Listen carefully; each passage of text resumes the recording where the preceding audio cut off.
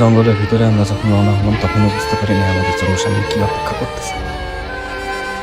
যখন জঙ্গলের গভীরে পৌঁছালাম, একদম সোমালিয়ান দস্যু আমাদেরকে আটকায় ফেলা। কিছু বুঝে ওঠার আগে আমাদেরকে বন্দি করে ফেলা। দীর্ঘ 13 মাস সেখানে অমানবিক অত্যাচারের কারণে আমাদের 14 জনের মধ্যে 9 জনই মৃত্যুবরণ করে। আমার তো প্রায়ই মনে হইতেছে নিজেই জীবনটা শেষ করে ফেলা। তারপর যখন তোমাদের কথা মনে হতো তখনই আবার ভাবতাম যে যে করেই হোক আমাকে বাইচা ফিরতে হবে। তারপর একদিন আমরা 5 জন ওদের চোখ ফাঁকি দেওয়ার সুযোগ পেলাম। শুরু হইল বাইচা থাকার লড়াই। অবশেষে ফিরলামও, কিন্তু জীবনের প্রয়োজনে যে জীবন আছে সেও মাঝে মাঝে কঠিন হয়ে ওঠে জীবনের কারণ। এই যেমন আমার জীবনের রেশমি, আমাদের একটা সুন্দর ভবিষ্যতের জন্য 7 সমুদ্র পার হয়ে গিয়েছিলাম জীবিকার তাগিদে।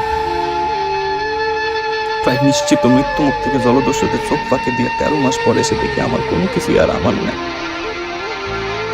আহারে জীবন,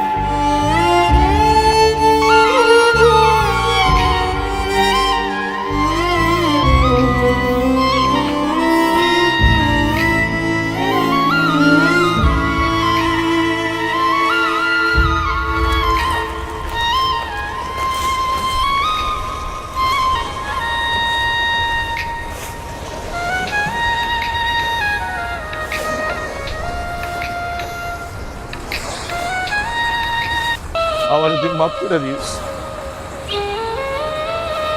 এই জন্য আমার কোনো উপায় ছিল না।